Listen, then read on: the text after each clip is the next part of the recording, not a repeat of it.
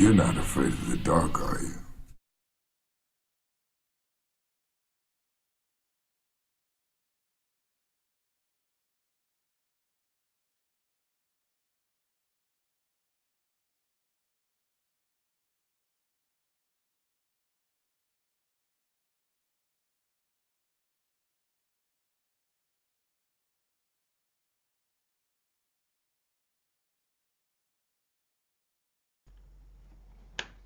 Yo, peace to the fam, peace to everybody that's joining the Dark Warrior Perspective Show.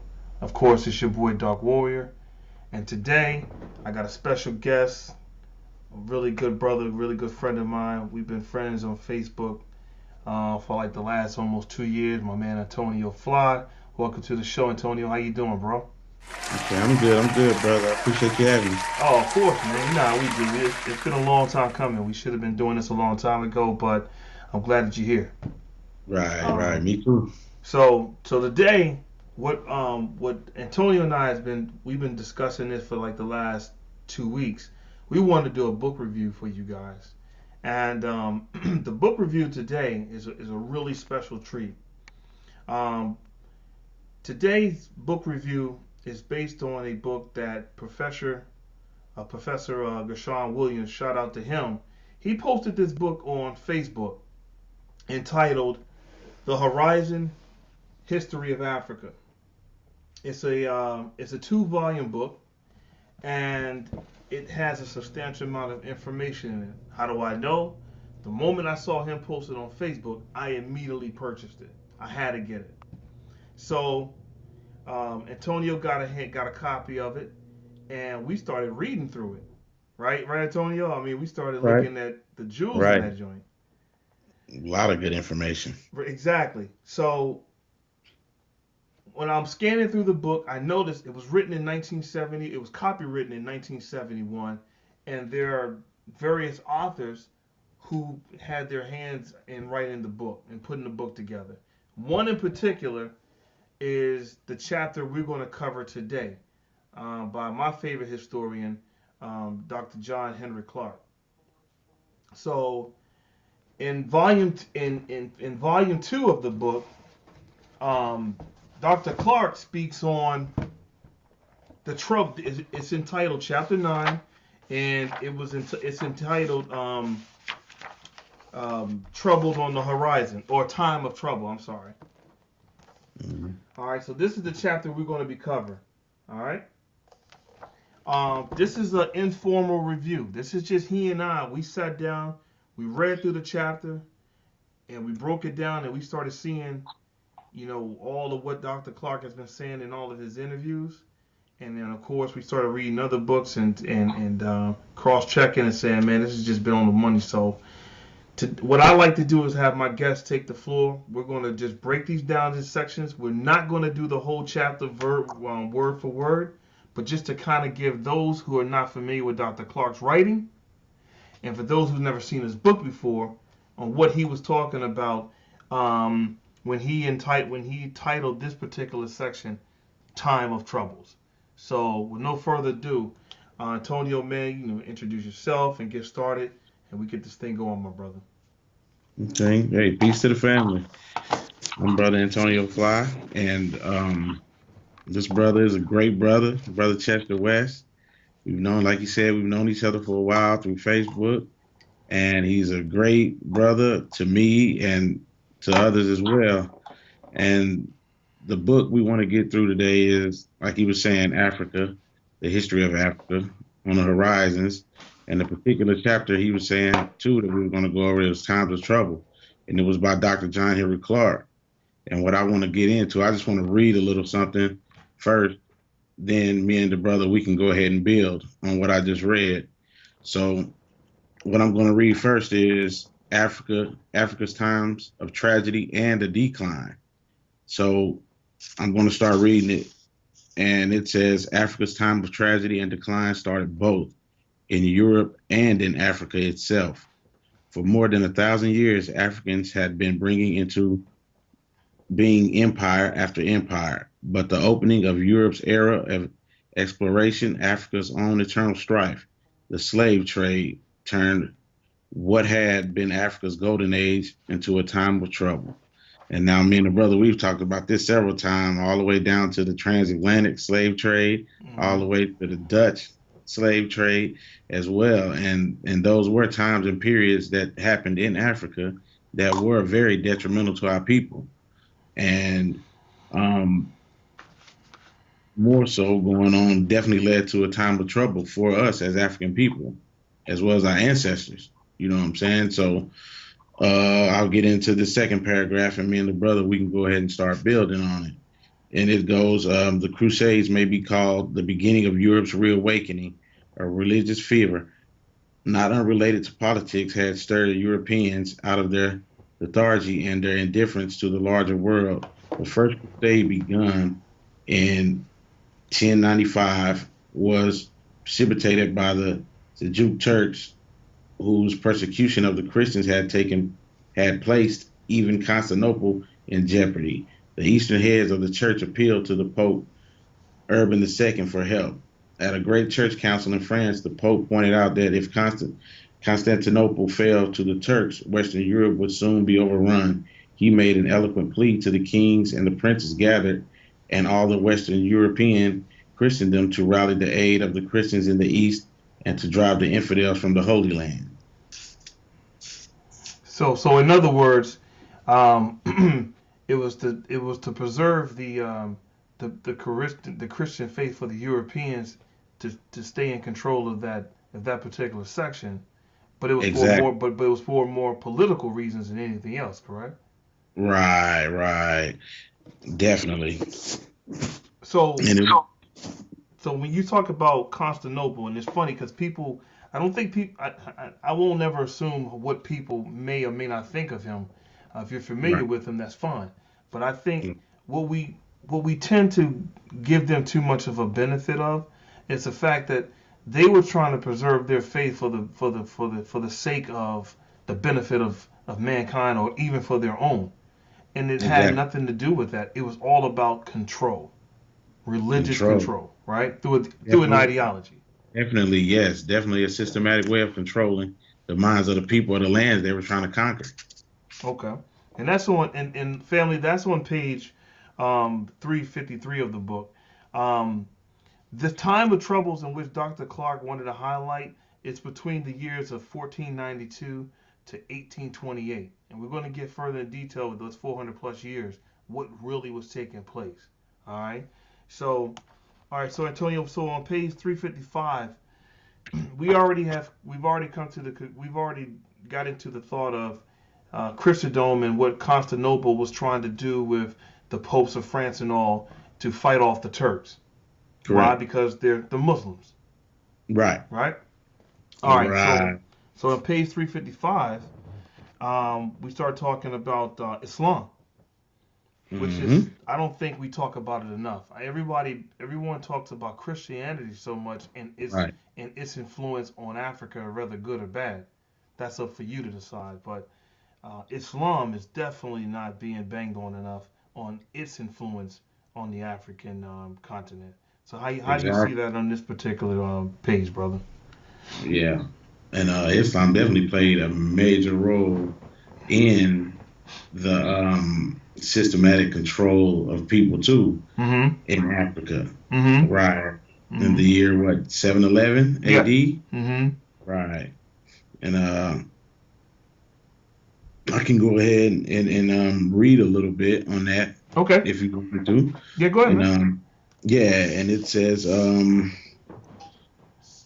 by 1492, North Africa was confronted with the painful fact of its waning influence in the Mediterranean, Europe, Spain, and Portugal, which had broken the yoke of North African domination, were asserting themselves as powerful independent nations with colonial aspirations in the lands of their former conquerors. Islam, a great religious and military force in North Africa and the Middle East since the latter part of the 7th century, was now torn apart by eternal strife and bickering. The relationship of North Africa to the people of the Western Sudan was deteriorating. For hundreds of years, this relationship had been good. Africans from the Western Sudan had participated in large numbers in the conquest of Spain in the year, here that date goes, AD 711. Mm-hmm. These Africans made up the major military force that kept Spain under North African domination, and they participated in that country's intellectual life, as is still reflected in Spain's art, culture, and literature. In order to understand this neglected aspect of history, which it is neglected a lot, like you were just saying, brother, the role of Africans in the conquering of ruling of Spain, it is necessary to go back in time to retell, at least briefly, that part that Black Africans played in the rise of Islam and the spread of Islamic influence to the Mediterranean Europe. So, Africans taking on the ideology of Islam, being a part of the major military force to help the Arabs take control of Spain and Portugal. Right, right. All right, let's keep it going, bro. I'm finding humor in it because this is coming from Dr. Clarke, copywritten back in 1971. Right, So, a great master teacher. Yeah, exactly. So I'm go ahead, brother. I'm listening. In order to understand this neglected aspect of history, the role of Africans in conquering the ruling of Spain, it is necessary to go back in time to retell the last briefly part that the Black Africans played in the rise of Islam and the spread of Islamic influence to Mediterranean Europe. Hazrat Bilal ibn Rahab, more often referred to simply as Bilal, was the first high priest of the Islamic Empire after Muhammad himself. It may be said that this great religion began with Bilal, who was an Ethiopian. Bilal is considered to be the Prophet's first African convert. Keyword convert. Right. And Zayed ibn heard that another convert to Muhammad's faith later became one of the Prophet's foremost generals. Muhammad adopted him and his son and later made him governor of his people, the proud Quraysh who lived in what today is Saudi Arabia. So, I mean, once again, I don't understand. What's the problem people not conceiving the fact that these were Africans who converted to Islam? Right. All right. And it also raises the question that what were they practicing before they were indoctrinated with that? Absolutely. Which we'll get into later when you start talking about Queen Nzinga and all of them. Exactly. Right. I'm just, sometimes you got to play devil's advocate for a moment and ask the people, why are you so hell-bent on not understanding someone converted to an ideology and took on a role that helped one group of people come to power, but then later on use this so-called peaceful ideology to oppress you? And those are the questions that we've always had to ask our people. Why can't you conceive this? Adopting a culture that is not your own. Right. Exactly. All right. So two African brothers from Ethiopia, convert to Islam, and essentially, they're pretty much the founders of Islam. And Bilal, from my understanding, is considered like 1/3 of Islam. Right. All right. Okay. Yep. All right. I'm listening, bro. And where did I start? It says Bilal. I'll start back here. Bilal is considered to be the Prophet's first African convert. Zayed ibn Harithat, another convert to Muhammad's faith, later became one of the Prophet's foremost generals. Muhammad adopted him and his son later made him governor of his people, the proud Quraysh who lived in what today is Saudi Arabia. Like Bilal, Zayed ibn Harithat was an Ethiopian. Both of these brothers were Ethiopians. Mm-hmm. He eventually married into the Prophet's family, the highest honor possible.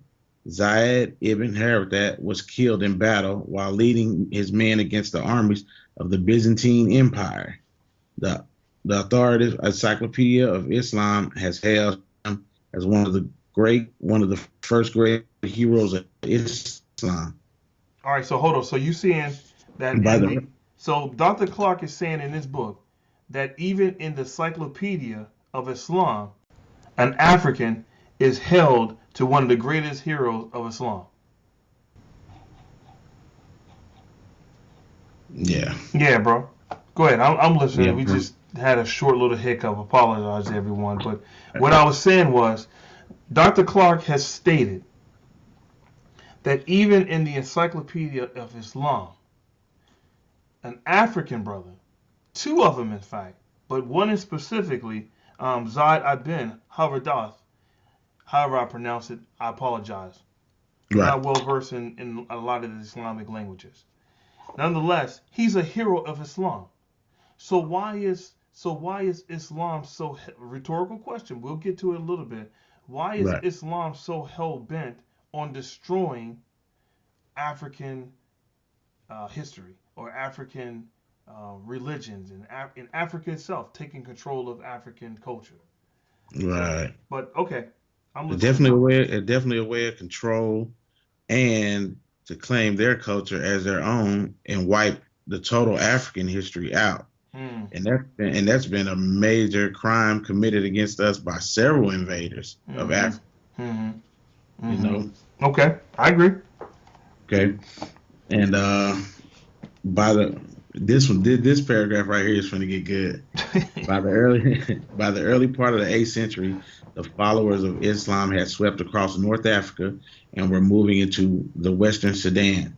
Among the Africans' military chiefs who converted to the Islamic faith during the Arab invasion of Morocco was the great general known as Tariq ibn Ziyad. Tariq held the rank of general in the Arab Moorish armies of Musa ibn Nasir, the governor of North Africa. Now we getting into Morocco and the Moors. Okay.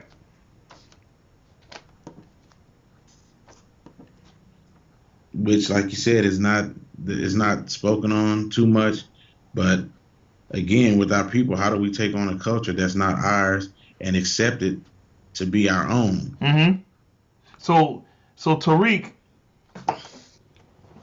General Tariq, who later on the Rock of Gibraltar was named after, and of course they renamed that to try to eliminate any of their contribution.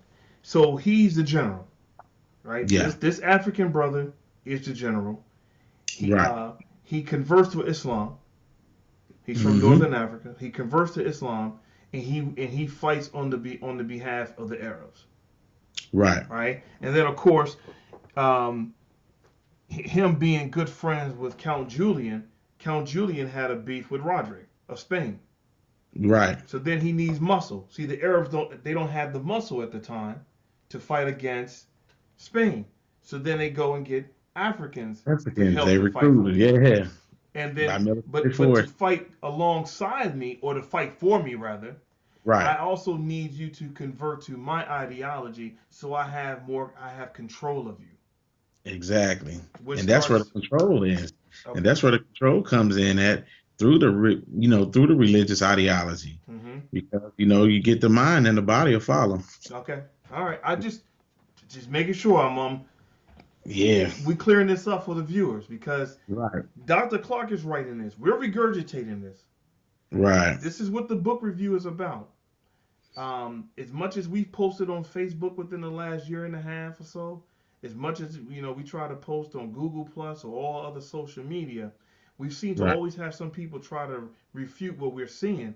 But here it is. You're not taking time out to read a book. Exactly. We have several books to validate what we're talking about.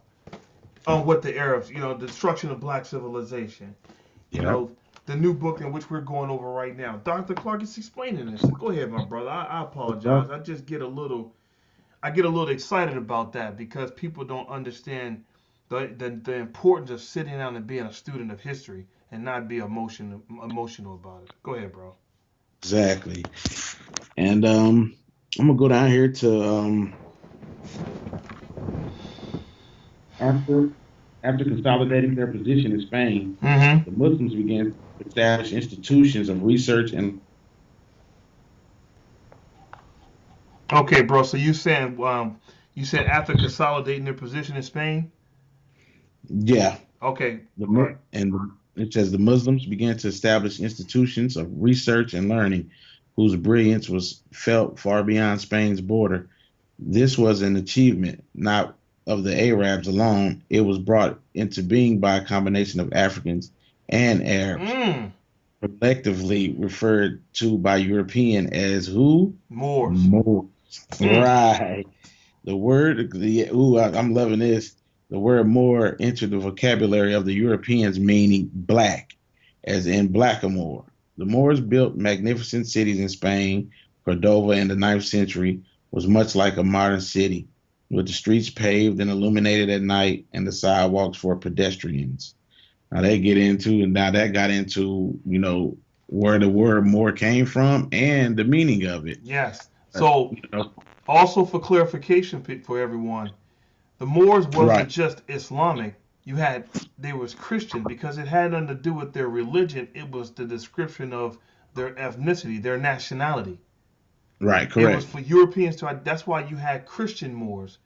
Saint Maurice, for example, one of the most famous Moors. He was a Christian, but he was Right. still being called Saint Maurice the Moor all throughout Europe. When I was in Europe, you could see all of this stuff all on their taverns, all through their museums. You are Moor by description, and he just finished explaining that. Africans and Arabs, two different groups of people. Go ahead, my brother. Yep. And another, just to throw this in here real quick, another good book that speaks on the Arab invasions and things like that is this book right here. I don't know if y'all can see that. Absolutely. Uh, The African Holocaust. yeah, they it's spoken of in there as well. And it says in the meantime, Islam had moved deeper into Africa.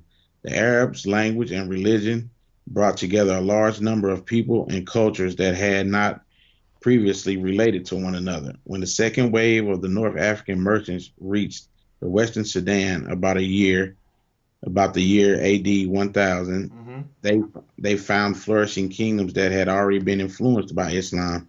The commercial relations they established there lasted for more than 500 years, despite continuing conflict. The Africans south of the Sahara made a rallying cry around Islam, and in large numbers began to prey on the nations in West Africa and the Niger River area, accusing the people of not properly observing the faith. Islam. Mm. Very often, the spread of Islam and the trade with North America, Africa came at the same time. Therefore, in the Western Sudan, the defenders of this religion had a both commercial and religious motive. This is now they're speaking on here is like it's about to be war about belief systems concerning Islam, you know, and they willing to shed blood for that. So the Arabs go into West Africa and see that Yeah, you're holding on to your African tradition, your African culture, your ideal and perception of who God is to you and right, your people, and because it's not Islamic, you're going to now begin trying to infiltrate and destroy it through warfare. Hmm, that's correct, interesting coming from a peaceful religion, but I'm listening. Go ahead. right. This gave rise to the dynasty of the Almoravids, Hmm. who derived their name from the Arabic al-Murabitan, means members of the Rabat, a kind of militarized covenant. The Almoravids were started by Ibn Yassin, head of a tough warlike family from Senegal across the desert. Puritanical in their approach to Islam, they sought to impose their own interpretations of the faith. Now they talking about mixing and matching some stuff. Splitting it up, different bingo. Okay, Right. okay. After establishing a series of rabbats where the disciples devoted themselves to strict religious practices, the military exercises, the Almoravids swept north across the Rutarian deserts and gained possession of the mountainous regions of Morocco. Ibn Yassin's successor, Yusuf ibn Tashfin, founded the capital at Marrakesh in 1062. Oh, hold on. Marrakesh, huh? That sounds familiar. Right. We're going to get into that in a little bit. Go ahead, brother. We had a brother we had explain that to at one time about Marrakesh and the Yeah. origin of. Okay, but go ahead. I'm listening, brother. And laid siege to Fez in the following year.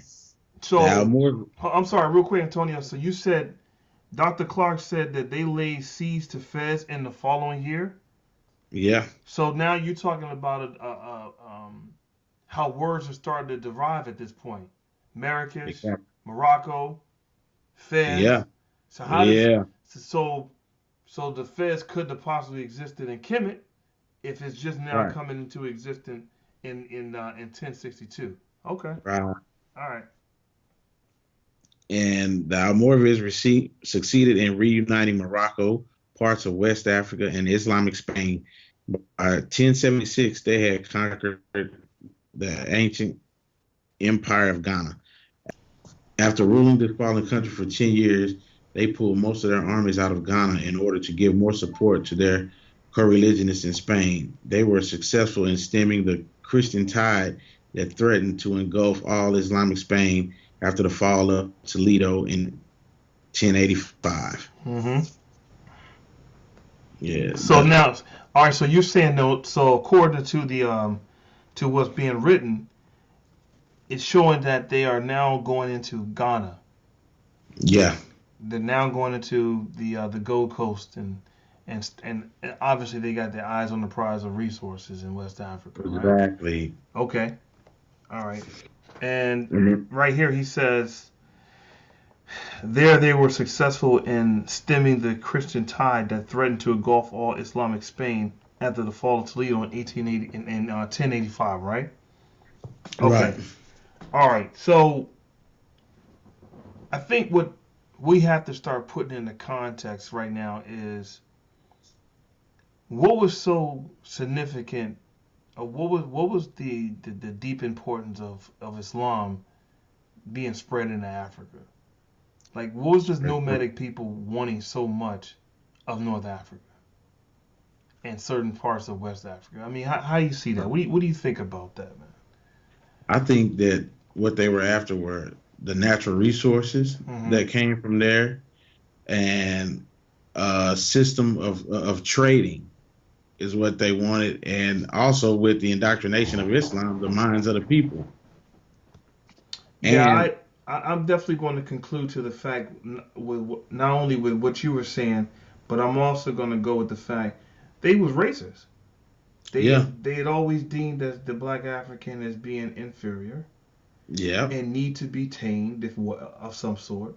Need and to said be we were like savages. exactly, and in order to tame them, just like what the Christian faith thought of, we need to convert them and control them, and we're going to colonize you and enslave you and put you in a servitude position, Right. all under the cloak of what the religion is all about, or supposed to be. Hmm. Okay, Right. which shows which I guess where I'm getting at is that's why you see so much a difference between like West African Islam and East African Islam, because it Right. seemed to me, and I can be if I'm wrong, please correct me or anyone for that matter. West African Muslims seem to still attach themselves to some of their African culture and they intertwined it into Islam. Whereas it seemed Exactly. like Eastern Africans just took on the whole, Yeah, they embodied the whole thing. yeah, like North Right. Africa and certain parts of East Africa, the whole embody Right. of Islam, of being there. Okay. All right. I just wanted to make Right. sure. Okay. I'm listening, brother. Go ahead. Okay. In the middle of the 13th century, about 1240 AD, another dynasty rose up within the framework of Islam and challenged the rule of the Almoravids in Spain and in Morocco. Its followers are known by the name the Almohads, a Spanish corruption of an Arab word meaning Unitarians. Mm. They too were a religious and military movement, offering another puritanical interception. The conflicts between the Almoravids and the Almohads weakened the Africans' control over Spain. The eventual decline of both dynasties affected all North Africa, the Western Sudan, and Mediterranean Europe. All right. Hold on. Hold on, bro. So let me get this straight. And I gotta keep family. Right. Please forgive me about this, but we gotta really slow down with this information Hmm. and really be have a really clear understanding of what's taking place. The Arabs had a beef with Spain. Exactly. They employed the Africans to help them take over Spain. But then Mm-hmm. there are secular groups of people of Islam who rise out of Islam. They're Merovingans and whomever, and then they don't like the fact how the Africans, who was originally employed by the Arabs in the first place to control Spain, Right. they don't like that they're still in control of Spain. So they come up into a militarization um, group, and they only want to run the Africans out of Spain.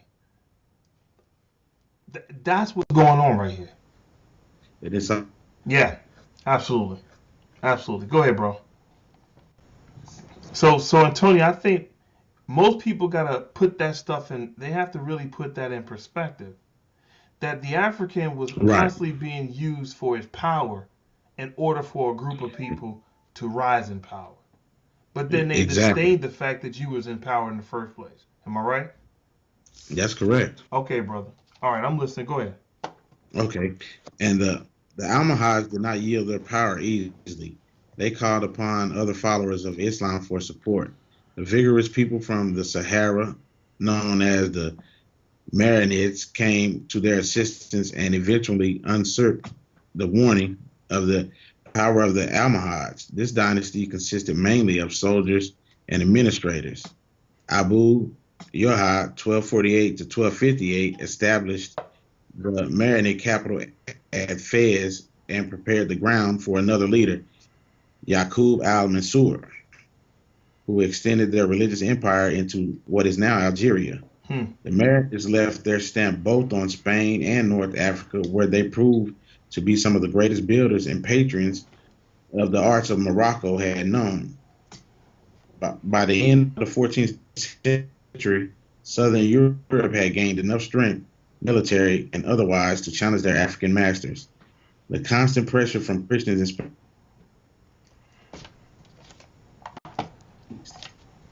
a situation that found difficult to handle. By the end of the 15th century, the Moors had lost all Spain except the kingdoms of Granada. The Christians, although they had their internal disputes, were finally united. The marriage of Ferdinand and Isabella joined the formerly hostile royal houses of Aragon and Castile, and together their forces blockaded the city of Granada. After 8 months, the Moorish governor finally surrendered. Absolutely. Absolutely. All right. So now, excuse me, that was my phone ringing. Right. So the African is finally being ran completely out of Europe, right? Right. Which I still think to this day. I'm not going to make it. I'm not going to say it's conclusive, but Right. I'm going to conclude that the running of the bulls was the symbolism of running the Africans out of Spain.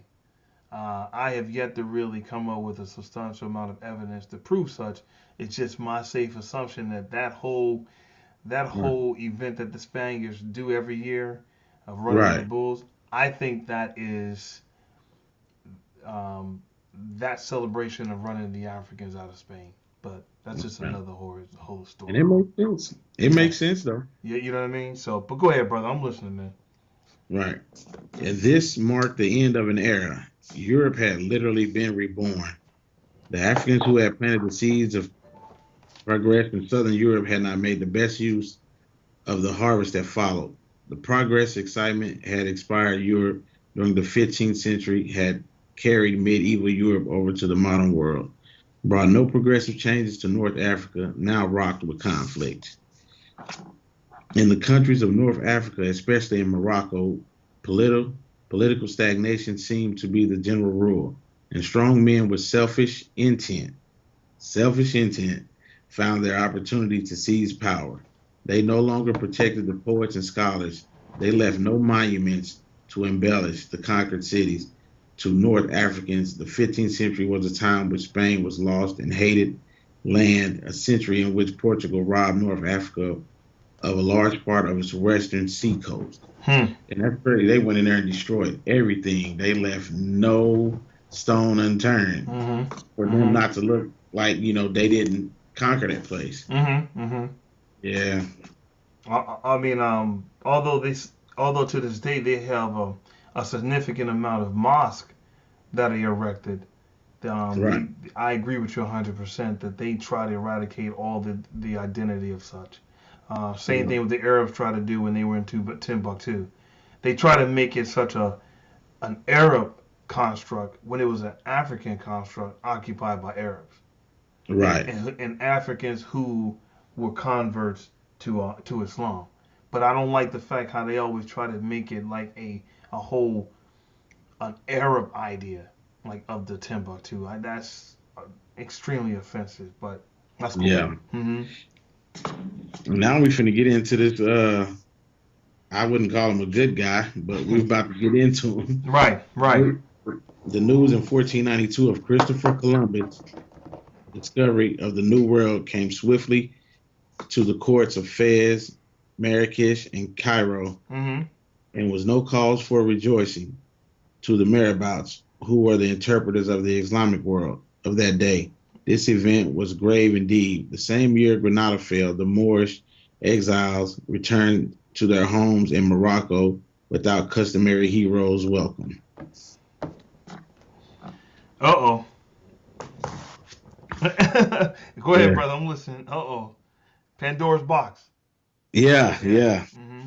And during the early part of the 16th century, the forces in North Africa were turning two ways. Attempts were made to settle internal differences, and plans to take over the still rich nations in the Western Sudan were formalized. And that's what we were just talking about, how it was rich in culture, Hmm. minerals, and all Hmm. those things. Hmm. Yeah. Hmm.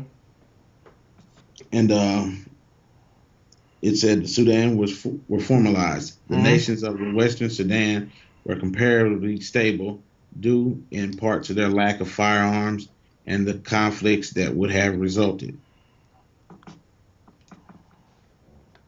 So the Portuguese are now here.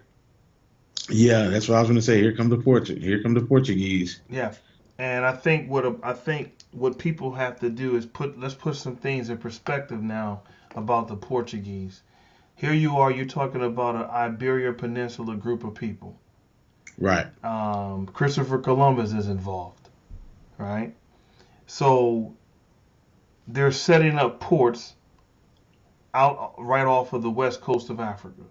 Right. Getting ready to do the slave trade. You're ready to do this. They slowly but surely do. They do their own trading of, other Mm-hmm. resources with the African, but they're Right. slowly creeping into the interior of Mm-hmm. Africa.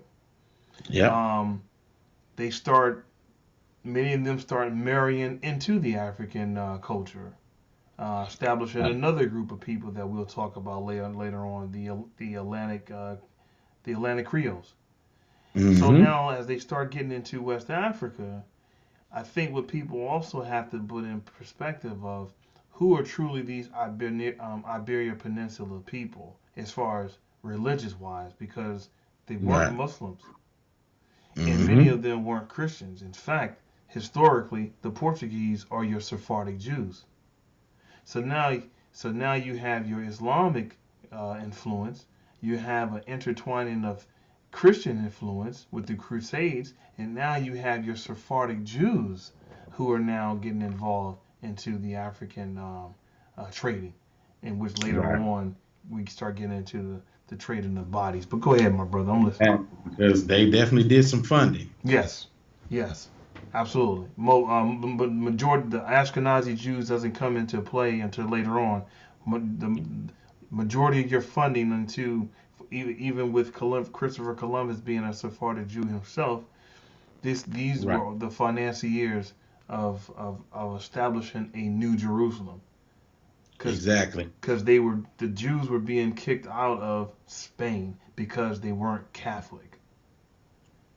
And Mm. so now in 1492, that was the year in which the edict was put out, and I think August 10th, if I'm not mistaken, of 1492, you had to be out of Spain by that evening, and that's when he sails off to look for a New Jerusalem, and of course they started making their way over to the Suriname in South America. But that's a whole different story. The point is, the Portuguese people got to be mindful. The Portuguese are now your Sephardic Jews who are getting involved into trying to get a piece of the African pie. Go ahead, my brother. I'm listening.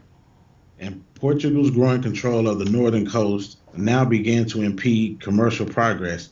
This came at a time when the vassals and the allies that the Portuguese had among the North African people had began to desert them in favor of a weakening nationalism. Most Muslims regarded the Christian Portuguese with hostility and were determined that they should be driven into the sea. To accomplish this, the Muslims needed a leader. The search led them to Abu Abdullah, Sheikh of the Beni Sadat, the people of Arabian descent, who had established themselves in the Dry River region of southern Morocco. Under the leadership of Abu Abdullah, the people of the Sus Valley moved against the Portuguese, who had established a port on the Atlantic coast of Morocco at Agadir. Abdullah's power increased, although not all of his wars were successful. In the coastal strip of the west of the Atlas Mountains of Morocco, he and his two sons established a capital and fought the Portuguese. When Abu Abdullah died in 1518, his sons, as expected, carried on his work. The years of the nationalist feeling in North Africa had produced a number of leaders who were able men determined to drive the Portuguese from their land in 1541. Portuguese power in North Africa began to decline. They lost their stronghold at Agadir, and subsequently, as they became more involved in their Asian colonies, they abandoned other North African territories under their domination. Nobody wanted them Portuguese around. None. I mean, you figure once again, people, ladies and gentlemen, remember, this is a group of people who was expelled out of 43 countries. Right. If you get into the secret relationship between blacks and Jews that was written by the Nation of Islam, Volume 1, they will show you the chart in which how many countries they were expelled from. It was over 40 countries. I want to say 43. So no one wanted them around at all. But go ahead, brother. Right, but I wonder if it was because of their ideology or was it who they were as a people? Historically, they've always been involved in banking and controlling of finance. And if you notice, each country that they were a part of, they get right into the banking system. The people would usually, whomever is in control of that country, will usually allow them to control the money. The moment that the Jewish financiers decided to leave that country, you will see a significant change in the economics of that country once they leave, because the financial because they control the banking. Right. And so that was one of the reasons why some countries did not want them to be involved at all. That was their primary focus. Yeah. Big source of greed. Yeah, absolutely. But go ahead, brother. Let's go. Okay. And meanwhile, in 1549, the Saddanian dynasty came to power in Morocco and showed itself to be equal to the job of nation building. The greatest of the Saddanian kings was Ahmad al-Mansur, who ruled from 1578 to 1603. He not only defended Morocco from Turkish invasion, strengthening the strategic fortifications of the country and recognizing it on Turkish model, but also developed the agriculture of the Sus and the House regions, and won a favored position for Morocco in the markets of the Western Europe. While the reign of Ahmad al-Mansur brought a high degree of security and prosperity to Morocco, it brought tragedy and decline to the nations of the Western Sudan, for the Sudanians lusted after the gold of the Niger River nations and tried to seize it by force. There you go. They were by no means the first Moroccan dynasty to make this national policy. In the 11th century, the Almoravids had financed their northward movement with gold from this region. Man, Dr. Clarke is... I was about to say something about that. I could hear him saying that. That's powerful information right there. Yes, sir, bro. Hey, big bro. That Dr. Clarke was no joke. I mean, I love all the historians. Don't get me wrong. Right. But that Dr. Clarke was just mean with it. I mean, He cut no corners. not exactly. This is, ladies and gentlemen, these are his words. We're here to just regurgitate them to you because not everyone is going to be able to afford to buy, books, and some people don't have time or choose not to take the time out. I'm gonna use the latter. Right. Some people choose just not to sit down and really learn this history. So, Antonio and I decided we're going to just start doing book reviews, about once a week or so to try to read it for you and try to catch you up on your history and hope that it gives you some incentive. These are not our words. Yeah. You know what I mean, bro? Yeah, and that's what it's about, sparking interest of the people to get to want to, know our history more because we have a rich, important history. Yeah. That definitely didn't begin with slavery. Yeah. You know what I'm saying? Yeah. Yeah. And that's another thing that I think what we wanted to do. We wanted to show you, oftentimes people keep asking, well, how did we get to this point? Well, we're trying to tell you how we got to this point. You're at war at all times by different groups of people. You're tossed and turned and manipulated and oftentimes internally. So this is important, man. I mean, so I appreciate you joining the fam, man, and we put this in perspective for the viewers, brother. But go ahead, I'm listening. Absolutely. Yeah. All right. And after the death of Askia Muhammad in 1528, his great Songhai Empire showed signs of having seen its last days of power and glory. Ahmad al-Mansur systematically planned the conquest of the Western Sudan, giving his profound attention to this military and administrative heart of West Africa. In the year 1591, an army of some 4,000 musketeers under the leadership of a Spanish mercenary officer, Judar Pasha, crossed the Sahara and was on the borders of Songhai before any serious attention was paid to the danger Songhai ruler. Skid Shot II called up an army that was superior in numbers but armed with traditional weapons. Two armies met on April the 12th, 1591, at a small town called Tundibi, about 50 miles from the capital city of Gao. In spite of the brave stand made by the army of Songhai, the Moroccan soldiers moved into a country and the rack and ruin began. And it seems like every time they went somewhere, that's what they brought. Death, destruction, and a sense of wanting to conquer the people. It sounds familiar, right? Yeah. Every time you turn around, someone is always, and Dr. Clarke said this in one of his interviews too, you would have gotten much more out of the African had you had come in peace. Exactly. There was never a need for violence. Yeah. It's just in your nature, which, that's another book that we can get into later on. Yeah, you can get into the Dark Ages. Yeah. You know what I mean? And get that Michael Bradley book, The Iceman Inheritance. The Iceman Inheritance. I have that book. You got the right. If the people want to know what it looks like by cover, this is what it is right here. There you go. The Iceman Inheritance. Yes, Great sir. book. Great work. And it also has the introduction by Dr. John Henrik Clarke. You beat me to it. That's the bell ring. Yeah. To validate. Listen, if you think he wasn't, because he also did the Columbus conspiracy where they talk about how Columbus, his origin, his nationality, and the possibility of two of them. Right. But we get to that later. All right, brother. Go ahead. I'm listening. Okay. We can get over here to right here. It was not until the end. This is page 358 too. It was not until the end of the 18th century that a number of influences were combined to rescue Egypt from the decadence of the Ottoman rule. First, in 1798, came Napoleon's abortive expedition immediately designed to cut Great Britain. Brother, can we back up for one moment? One moment. Yeah. Let me read this one paragraph right here. Page 358. It says, this is just to really show you the mindset.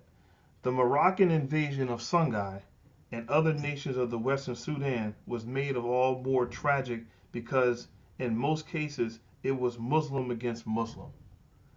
Right. The invaders from North Africa and their European mercenary troops did not spare anyone, not man, woman, or child. Right? Right. Um, they pitiless slew the now demoralized citizen who cried out to them, "We are Muslims. We are your brothers in religion." And the war brought no honor to either side, and in the years that followed, an appreciation of their intellectual and material contribution to Spain and other nations of the Mediterranean sphere was lost from the respectful commentary of human history. So they didn't even care. Right. They came in very violent. Very violent. Okay, my brother, go ahead. I didn't mean to cut you off. Go ahead, brother. Oh, it's okay. Yeah. And it was not until the end of the 18th century that a number of influences were combined to rescue Egypt from the decadence of the Ottoman rule. First, in 1798, came Napoleon's abortive expedition immediately designed to cut Great Britain's route to the Indian subcontinent. The French had been considering the idea of seizing Egypt since 1769. When annexation was proposed as compensation for the loss of its American territories, Napoleon's invasion fleet arrived off Alexandria on July 1st. 3 weeks later, he met the Ottoman forces at Mbaba on the left bank of the Nile, just north of Giza. Winning the dramatic victory in the Battle of the Pyramids, Napoleon seemed to have laid France's claim to Egypt. But 10 days later, Admiral Horatio Nelson located Napoleon's fleet in Aboukir Bay, and in the brief Battle of the Nile that followed, gave Napoleon's Egyptian campaign a major setback. So they came in and they tried. Mm-hmm. Mm-hmm. So now you're talking about how the French was in. Okay. Mm-hmm. Yeah, they came in and they tried, and that also gets into the what he did when he saw the monuments when he got there, and the mindset of them as well. You know what I'm saying? Mm-hmm. Yeah. Mm-hmm. I'm listening. Mm-hmm. And 3 weeks later, he met with Ottoman forces at Mbaba on the left bank of the Nile, just north of Giza, winning a dramatic victory in the Battle of the Pyramids. Napoleon seemed to have laid France's claim to Egypt. But 10 days later, Admiral Horatio Nelson located Napoleon's fleet in Aboukir Bay. In the brief Battle of the Nile that followed, gave Napoleon's Egyptian campaign a major setback. Napoleon would remain in Egypt for another year, his decimated forces suffering further defeats from victory of disease and from the Turkish army. Napoleon returned to France in 1799, leaving Jean-Baptiste Kébler and his lieutenants to oversee the province. They too were forced to leave in 1801 when a British expedition of some 17,000 men and a Turkish army combined to deliver the final blow.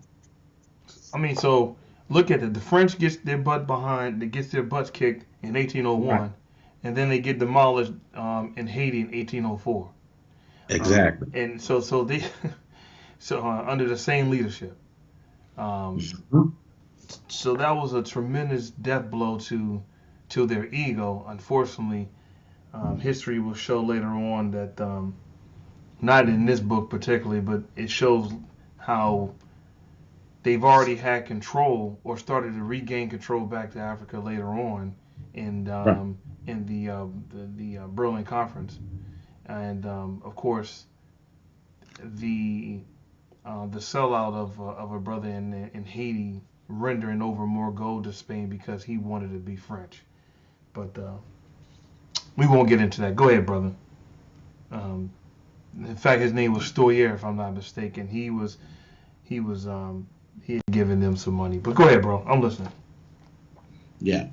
Short-lived through the occupation was the awakening of European interest in the culture and scientific achievements of ancient Egypt was to have a permanent effect. Napoleon's occupation had included a scientific commission of the Institute of Egypt, which had applied itself to studying zoological and botanical curiosities surveying the land. Okay. Egypt, which applied itself to studying zoological and botanical curiosities, surveying the land and exploring the archaeological ruins of the ancient Egyptian kingdoms at the delta town of Rashid called Rosetta by the French. A French engineer stumbled upon a stone. So this is where they're getting the Rosetta Stone from. Yeah. And by the French, a French engineer stumbled upon a stone showing the multilingual inscription that would lead to the deciphering of Egyptian hieroglyphs. Okay. Go ahead, my brother. Next, Muhammad Ali, an enlightened Turkish soldier who had come to Egypt to expel the French, initiated the modernization of Egypt, named the Turkish viceroy in Egypt in 1806.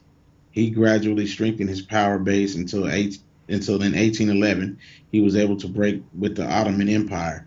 The way to Egypt's Renaissance was thus opened, having observed the technological achievements of the French occupation. Muhammad Ali undertook to revolutionize Egypt's agriculture industry and army along Western lines to supply an ever-growing demand for Egyptian cotton. He invented European hydraulic engineers to work with the indigenous specialists to revive and improve the land's use of irrigation. Within a few years, the Nile Valley was producing 2 crops per year. One had been the rule as a further aid to productivity. He nationalized the land, making the peasants all but owners of their fields so long as they paid taxes. The considerable profits realized from these reforms were invested in the military and economic development of the country, for it was one of the tenets of Muhammad Ali's rule that the foreign investment capital should be kept out. His remarkable success proved so troublesome to British interests that outside pressures were eventually brought against him. The last years of Muhammad Ali's life showed a considerable slowing down of the modernization process. All right. Let's go to 360, brother. Page 360. Okay, I'm with you. One of the most shameful. I like that. Right. So one of the most shameful and far-reaching tragedies of the Moroccan occupation was the attempted destruction of the intellectual life of the nation. Mm-hmm. The attack on the University of Songhai at Timbuktu.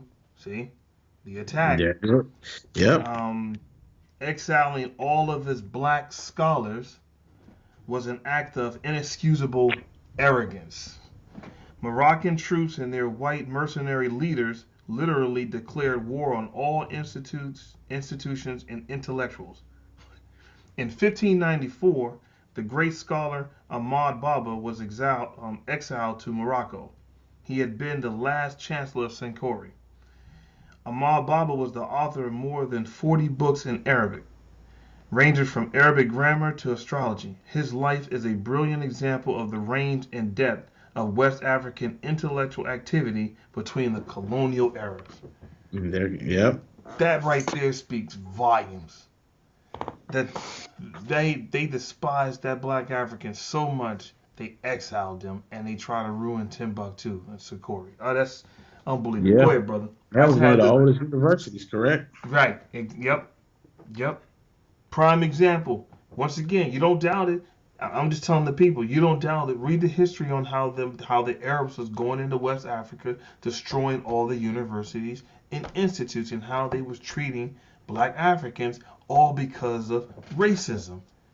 And they still do it in the masjids. Whether you want to admit or not, I'm not going to sit here and try to convince you, but it's up until present day, it's still happening. Absolutely, man. But go ahead, brother. I'm sorry. And I'll go behind you. It says, with the loss of all its scholars, businessmen, judges, and men of religion, the light of knowledge and education went out in the Western Sudan. Moroccan soldiers robbed the houses of valuables, including maps, manuscripts containing the history of the Western Sudan.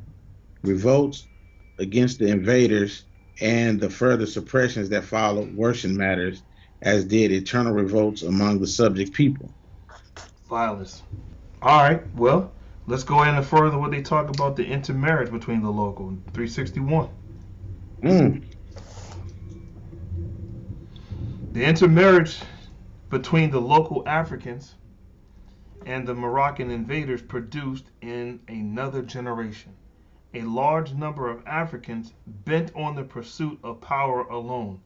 Fights over who would inherit their father's land and power lasted for well over 100 years. They wrecked or retarded the progress of most of the nation in inner West Africa and central Sudan. Still, old nations were reorganized and new nations were born in the midst of this recurring conflict. We should look at least briefly at some of these nations and how they survived Africa's times of troubles. So here we go.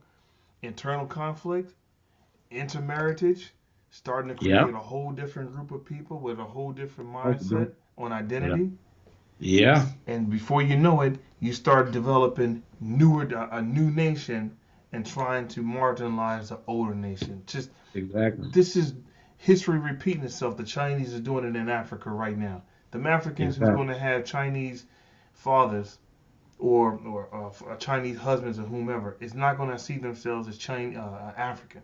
They're going That's to what I was going into. yep It's going to be a sense of denial of who you are and where you come from, yep and that's going to be taught from the other side and not the original side. absolutely. So then now the children are going to learn to speak Mandarin and identify themselves with Chinese before they start speaking whatever the African language is and see themselves as African. And then the lands will be inherited by the Chinese because now you married an African woman.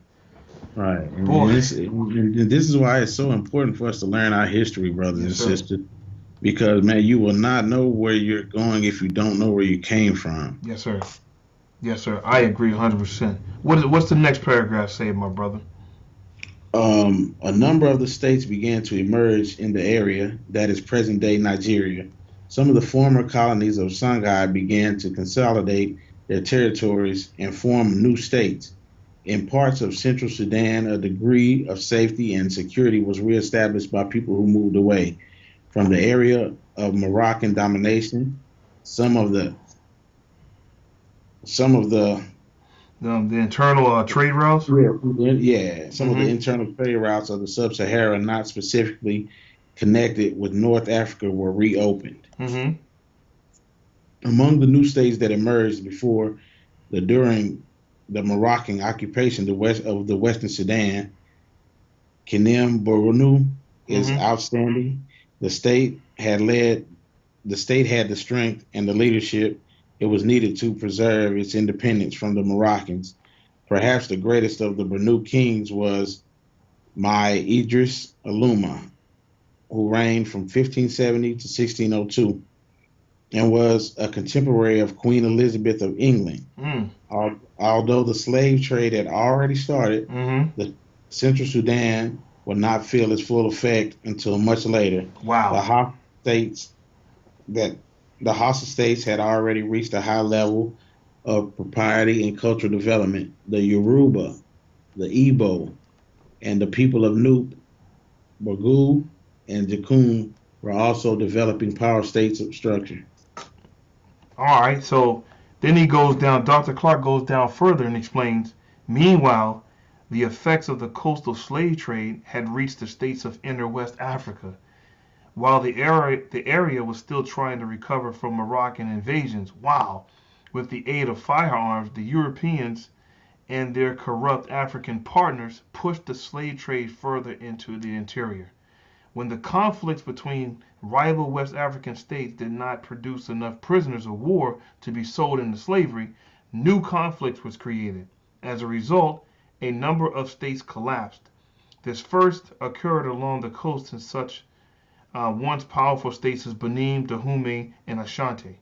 Within within 100 years, the pressure of the slave trade was felt in the interior, diverting energies from the development of politics, the arts, and culture to a preoccupation with slaving wars and wanton destruction. Africans who had lived in peace with their neighbors for hundreds of years now became suspicious and started wars to capture their neighbors for fear their neighbors would capture them. Yeah. That we Yeah. let's Now they were waking up to what was going on. right, bro. But let's put it in perspective. That's that whole thing when people talk about Africans sold Africans into slavery. Say You that. You gotta that paragraph right there cleared it up perfectly on when you're talking about slave trading and war and conflict. It's not chattel slavery, and it wasn't colonization, which is a derivative of chattel slavery. It Right. was a means of it was a means of um, perseverance to some degree, because you don't know where your enemies is coming from, and now you have prisoners of wars in which you're going to try to get rid of for firearms and such to protect yourself. See, Right. that paragraph right there was just on the money of clarification. Yes, you had corrupt Africans doing things they weren't supposed to do towards Africans, but I see that still within the amongst the African right here in North America, bro. So Exactly. we're And we also got to think about, where the Africans were mentally as mm-hmm, far as warfare went, and the people that they was dealing with when they came in, their mentality of what warfare was. mm-hmm, And Africans had not seen guns and cannons and all those type of things that were used in warfare by the European. mm-hmm, It was like their hands were tied. You know what I'm mm-hmm, saying? mm-hmm, mm-hmm. Yeah. I agree 100%. That paragraph was powerful when Brother Antonio and I really started reading this book and breaking it down for y'all. We were trying to select particular paragraphs that Dr. Clarke wrote to put some Right. things in perspective. So that's why you can kind of see we're jumping from some pages to others, because we're just trying to highlight these things for you.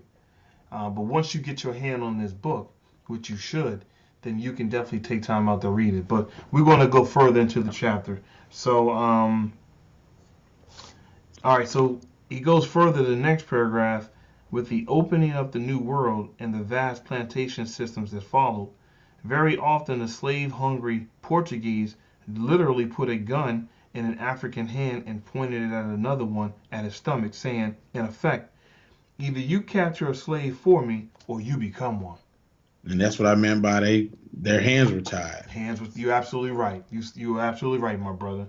And then he goes on to further says that, and thus Africans were caught in one of the most tragic binds in history. Other Africans went into slave trade because they were corrupt, having developed a liking for European liquor, clothes, guns, and other foreign goods. That sounds familiar right now, 2018, 21st century. Right. Right.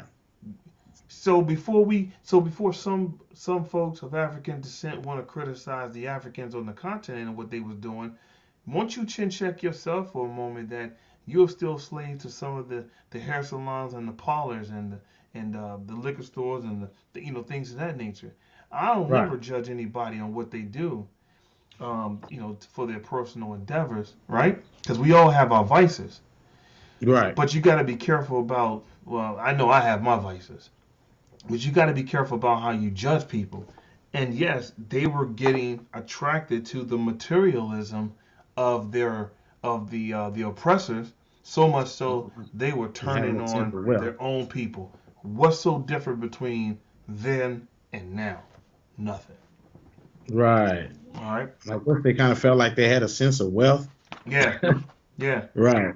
Right. Okay. So page 362. Mm-hmm.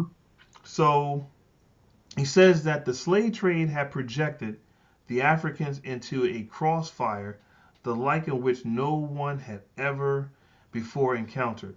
On the economic side, the slave trade had damaged the production of goods and creation of wealth in Africa. The market towns in many cases went out of existence. The most valuable African resource, human labor, was forced into slavery and sent to the New World. Those African craftsmen who had escaped slavery could not compete economically with European manufacturers. As a result, African art and craftsmanship deteriorated, and in some cases had to be abandoned. So now the infrastructure is completely demolished because of the slave Right. trade. All right, boom. Go ahead, brother. Take the next Mm-hmm. one. The The Fulani. long period of slavery had completely undermined all elements of culture and growth in Africa. In some cases, the evidence of the achievements of the medieval times had been destroyed. At Timbuktu, the once great University of Sankore was now a fallen heap of bricks, stone, and mud. There was no one alive who could remember Ahmad Baba near the end of the 18th century when the era of slavery was drawing to a close. Islam reasserted itself in the Western Sudan, and several jihads or holy wars were set in motion. The most noted of these was led by Usman Dan Fodio of northern Nigeria's Fulani. Hmm. The real nature of Usman Dan Fodio's jihad is still in debate. To understand this war, it is necessary that we know more about the Fulani people and their evolving role in the Sudan. That was one of the reasons I posted that in Facebook several months ago, and Right. I had only gotten a few replies out of it, or a few uh, Likes or likes hearts. or whatever. And Right. because I guess because I didn't put it in content, because sometimes I assume that many more people are curious about history like you and I are, and Right. unfortunately, I guess it kind of like either fell because there was no interest or whatever the case may be. I'm not going to assume it, but that's the reason why I decided we need to start doing more book reviews because of that. Right. And we're going to talk about the Fulani people later on, but I do. When you go further down, it says the last paragraph on the left. Um, the Fulani were a pastoral people living in scattered clusters from the Atlantic margin of the Sudan in the Senegal Valley to the Adamawa plateau in Cameroon. And what I'm going to do for you guys, a map is going to be coming. You're going to see the map pop up on your screen in just one bit, showing this. Um, they generally lived without opposition on the fringes of agricultural societies, taking those lands that were relatively poor for crop cultivation. Their origin are usually traced to the Senegal Valley, where it is thought that they long mixed with Berber nomads and had been driven south from Morocco in the 11th century. This theory would account for the remarkable physical diversity found amongst the Fulani, who range in complexion from the light skin of a large number of North Africans to the darker complexion and more Negro physical features of most of the people of Western Africa. Prospering, the Fulani began to expand eastward from the Senegal basin, marrying with still other people along the way, leaving large settled populations in Futa, Tora, Futa Jalon, Keta, Messina, Liptako, Sukoto, Bashi, and Adamawa. Their search for new grazing land for their large herds of cattle was combined with a search for new areas to convert to Islam. So now you have another conversion of Africans going to Islam. Exactly. Still spreading it. Still spreading, absolutely. So page two, same page. If you scroll down, the Lake Tobin. That was another one you and I was talking about. What do you think about that? Go ahead and read that, my brother. Okay.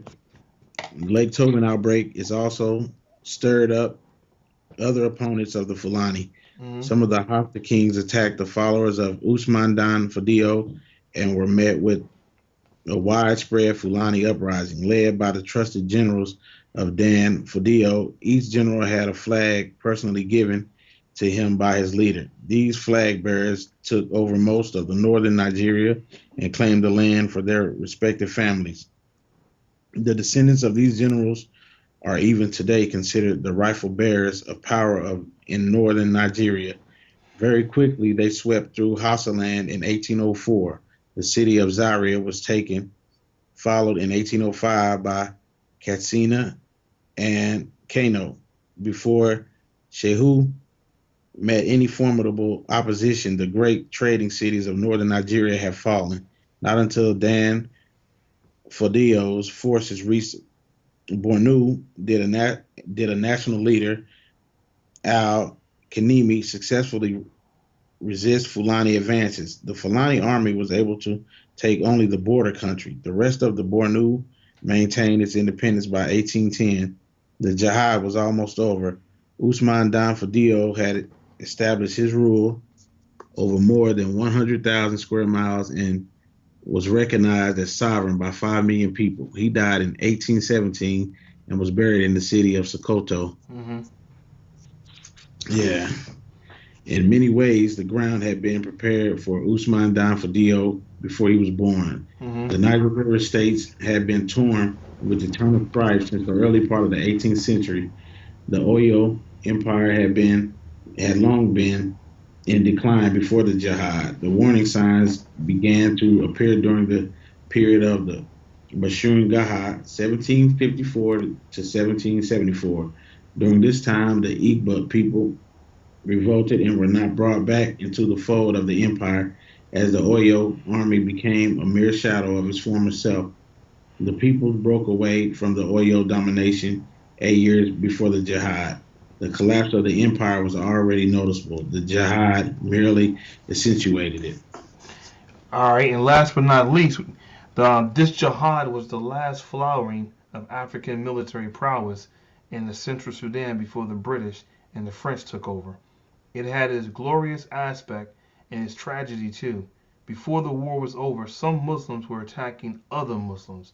By attacking Bornu, an ancient Islamic state with its roots in the 10th century, the men of the Fulani jihad made it apparent that political ambition as well as religious zeal drove them. The state of Bornu has scrupulously observed the tenets of Islam, and its ruler Shaikh Ahmed protested. There were no justification for the Fulani to attack, but as in all revolutions, separate resentments and grievances found their opportunity. So let's just kind of wrap this up, my brother, Right. because I wanted to let the viewers know this is just part one of this chapter. We're about to get into the slave trade of it, and of course what happened in Angola with Queen Nazima and